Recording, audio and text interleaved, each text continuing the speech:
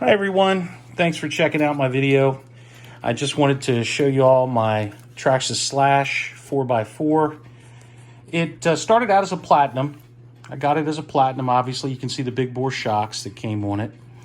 And also of course the little bits of aluminum that come with the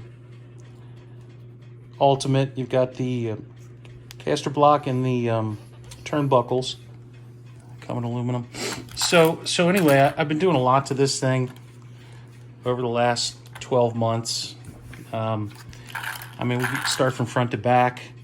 I put the RPM bumper on it, and then I created this little bracket to hold an LED that I purchased. So I just made that bracket myself and attached it to the RPM bumper, where it used the attachment screws to its own piece here. So just tied that in there.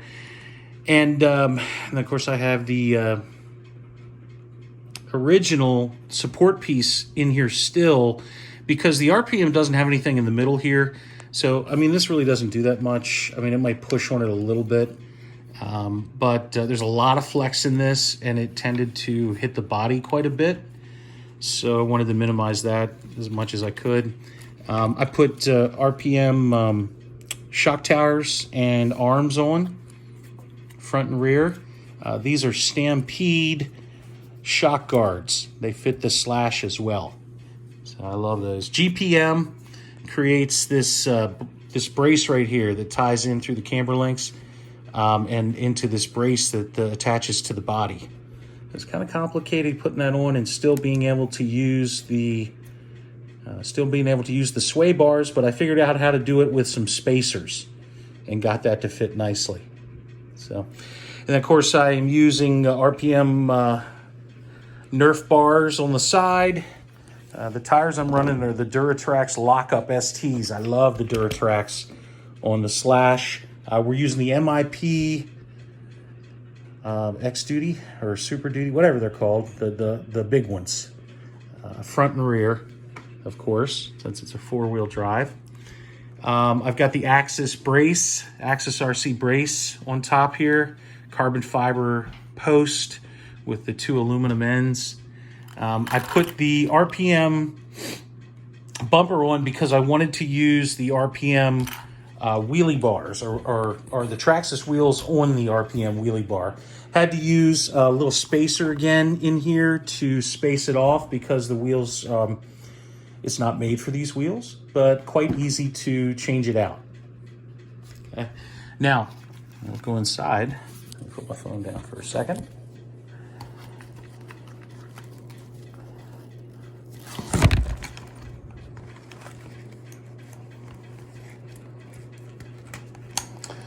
Okay, so on the inside,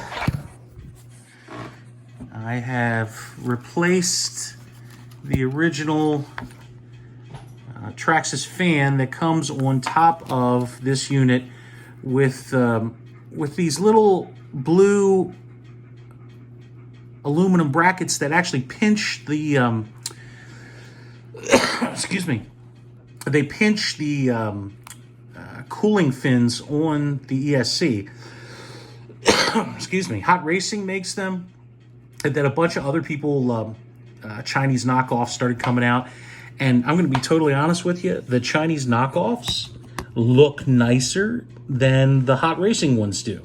The Hot Racing is just the plain blue anodized aluminum.